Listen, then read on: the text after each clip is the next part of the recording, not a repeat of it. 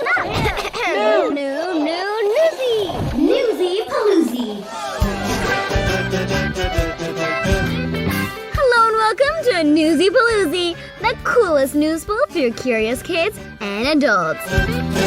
In world news this week, Finland and Sweden might join NATO. We'll remind you what that is and why Russia's furious that its Nordic neighbors went in.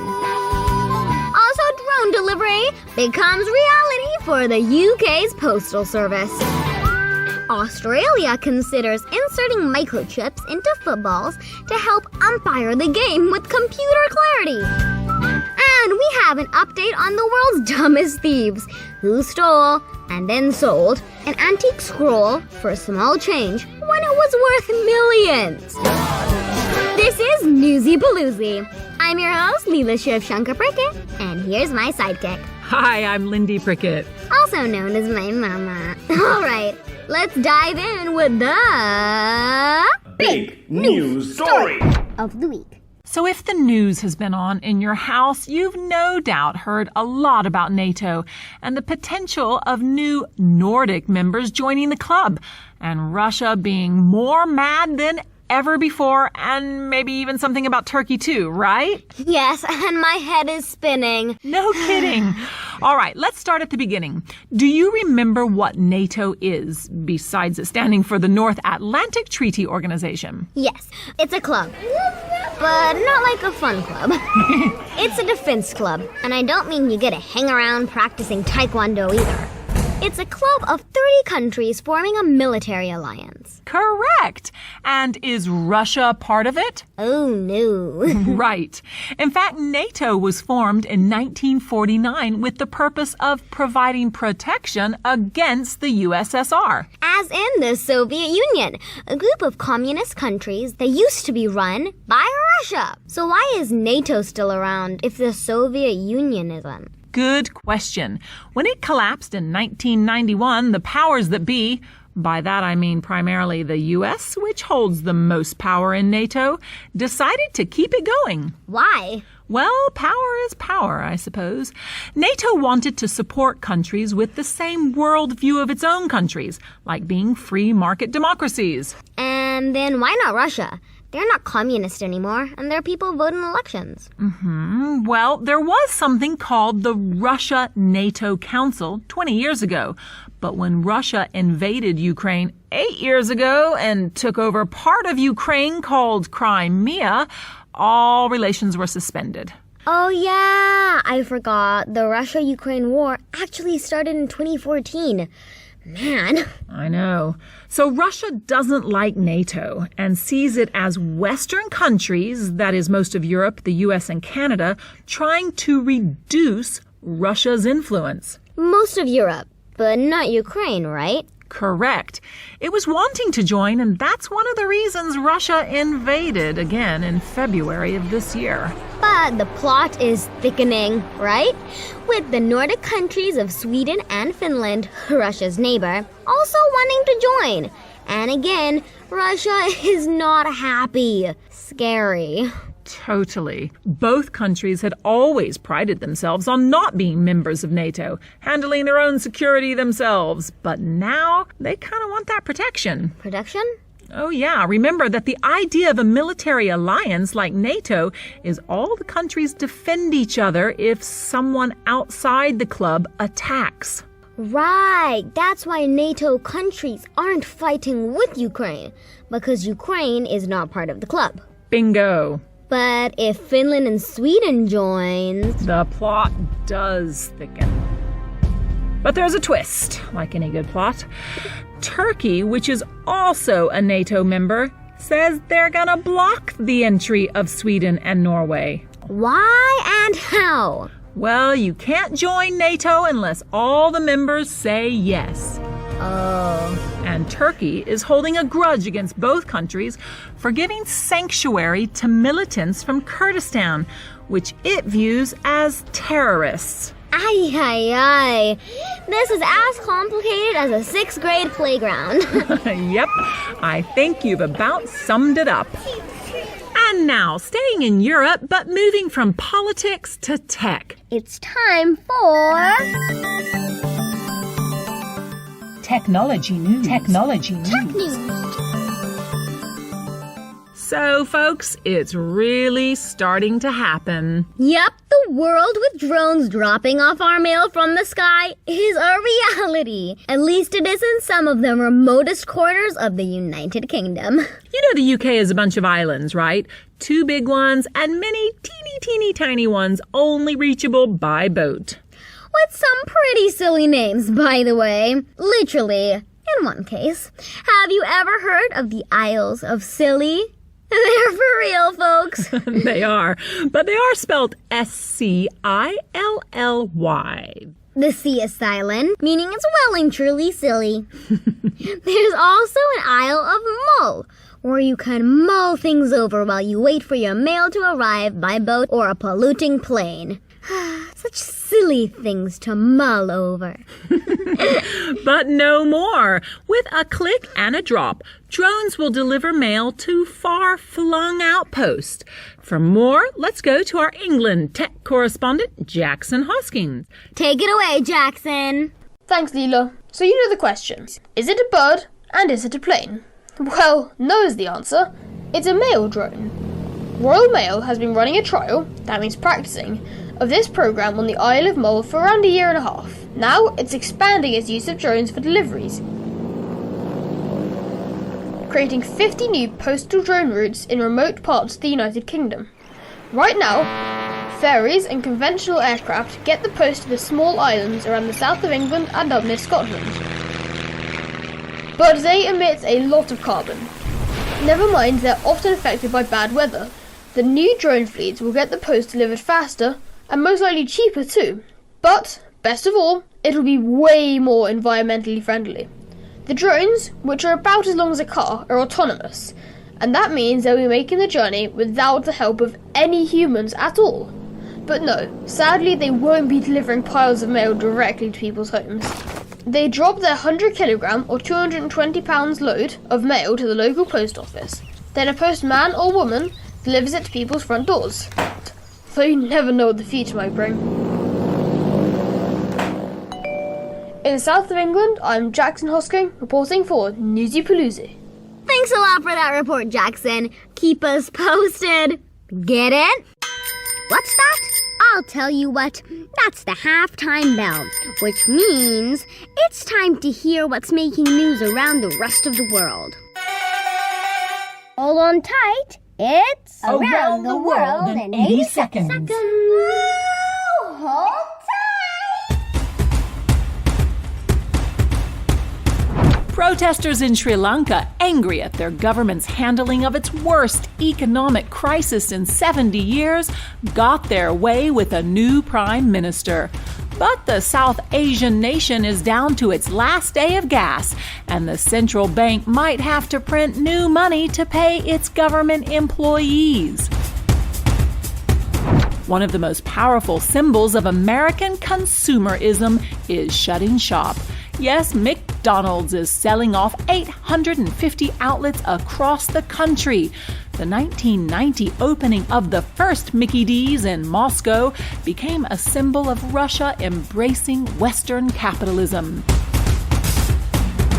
The 8th sandstorm to hit Iraq in the last month is sending at least 4,000 people to hospital with breathing problems. The Middle East has always been battered by dust and sandstorms, but they're becoming more frequent. Speaking of dust, NASA is saying goodbye to its quake-hunting InSight lander earlier than it intended because of Martian dust landing on its solar panels, meaning it's running out of power and is stuck. And finally, a man from Nepal set a new world record for climbing Mount Everest the most times. How many times has 52-year-old Kami Rita climbed the highest mountain in the world? 26 times. Whew. Thank you for that whippity-wappity, zippity-zappity rap of what's happening elsewhere in the world, Mama. You are most welcome, Leela. I'll be ready to play ball! Sports news. Hey, Leela. Hey, Mama. Did you hear about the new microchip technology that the Aussies may use in their football games? I cannot say that I did. Well, a suggestion has been made to the Australian Football League, or Aussie Rules Football, to install, get this, microchips inside their footballs. Wait a minute. Microchips? As in a very small piece of silicon with electrical circuits on it that can perform logical operations and store the data? Well done. Yes, those inside the football. Guess anything is possible. It would be able to check whether a ball hit the post, was touched, or had gone out of bounds. Wowzers. It could revolutionize the game the way Hawkeye revolutionized tennis and cricket. Those were the cameras that Sony developed about 20 years ago to improve the accuracy of where the ball landed. That sounds like a productive way to combine sports and technology. But what? I know. It will make the game move faster, and you can't argue the call the way you could with officials. I know. Why do we even need referees and umpires if chips and cameras make all the decisions, right? exactly. Who would the crowd get mad at? See you, mate. Off you goes. And boo! I hear ya. Who knows? Pretty soon we may have robots running up and down the field making all the decisions. Oh, man. Don't you mean, oh, machine? And finally, let's see what the Lucky Dip Machine has for us this week. Step right up. Step right up. Have a go at the Lucky Dip Machine. The Lucky Dip Machine. What's it going to be today, eh? An oddball, no doubt. An oddball, no doubt. It's an odd story with an even odder update. Oh, is it top-up time? Yep, but first we're gonna replay the story we did way back in the autumn of 2020 in episode 16. Oh, yay. We get to hear your sweet younger voice right now. This story is about some very dumb art thieves. Yeah, I mean, if you're going to steal high art, it's a good idea to know what it is and how much it's worth. Indeed. This robbery took place in the island city of Hong Kong, just off the coast of China, in broad daylight. The thieves walked into an apartment building, pulled open an iron gate, and burst through the wooden door to get inside.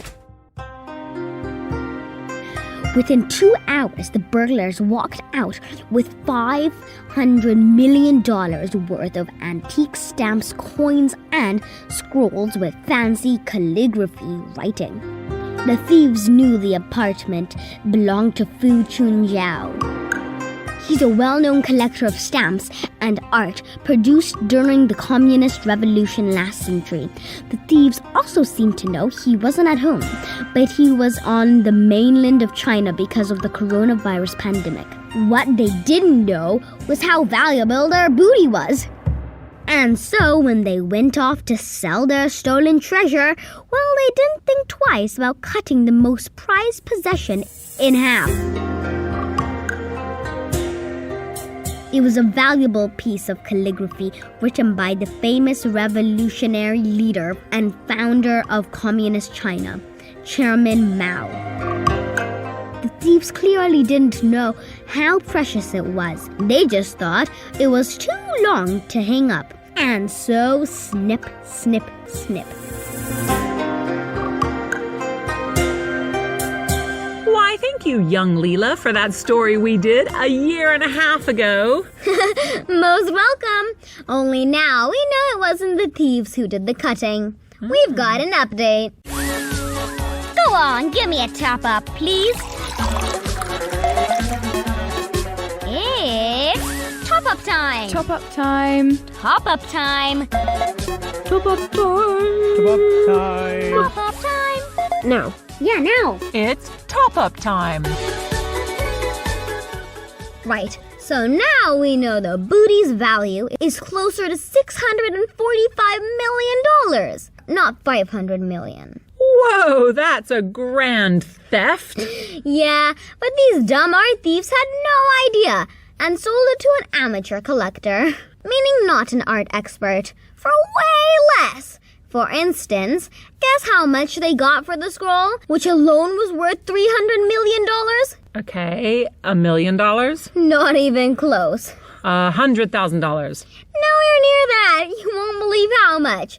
I had to check this like 5 times to make sure it wasn't a mistake. Okay, go on. They sold the $300 million scroll for less than $25. $25? That's it? No way. Yes way. And it was the amateur collector who didn't know how precious the scroll was and cut it in half so it could be, get this, more easily stored. Now we know. Gosh. Well, that's what you get for not researching your work, right? Totally. They were all sent to jail for up to 2.5 years.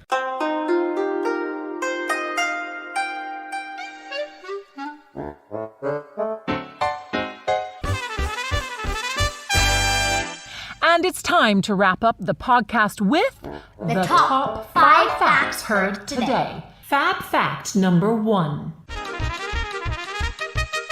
Russia is not happy Sweden and neighbors Finland might join NATO. What does NATO stand for? The North Atlantic Treaty Organization. Fab fact number 2. And what, in practical terms, is NATO? A defense club, a military alliance with members defending each other if someone outside the club attacks. Fab fact number 3. Autonomous drones will be dropping mail to remote islands in the United Kingdom. What are autonomous drones? Drones making a journey on their own without the help of humans. Fab fact number 4. Australia is considering inserting microchips into footballs to help umpire the game with computer clarity. What is a microchip? Very small piece of silicon with electronic circuits on it that can perform logical operations and store the data. How can all of that fit on one microchip? Technology is amazing. Fab fact number 5. 3 people have been jailed in Hong Kong for stealing art said to be worth millions, including a calligraphy scroll written by Chairman Mao. Who was he? The founder of Communist China.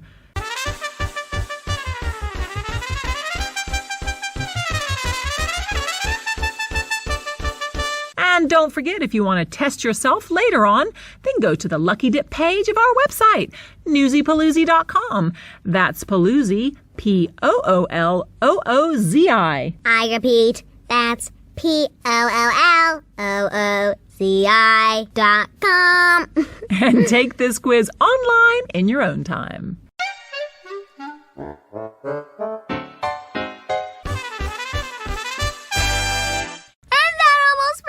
To the end of this episode of Newsy Pooloozi.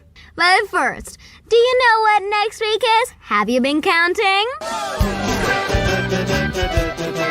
Next week is a celebration of curiosity, as in us. Newsy Pooloozi, what curious kids listen to. We're about to produce our... Wait for it. Wait for it. Okay, yes! Our 100th episode! And you'll never believe who we have as a special guest next week. Here's a clue. Wowzers! Podcast fans, be ready to squeal! Like I did. She did and still is. And if you too want to be part of our 100th episode, tell us what word pops into your head when you hear... Newsy Pooloozi. And how do you define curiosity? And which do you prefer? Curiosity, money, or power? Seriously, we want to know. And there are no wrong answers. Leave your answers on any of our social media platforms or go to the Contact Us page of our website, newsypooloozi.com. That's Pooloozi spelled Pooloozi.com. Alrighty then, see you next week in the happy splashy giant Newsy Pooloozi.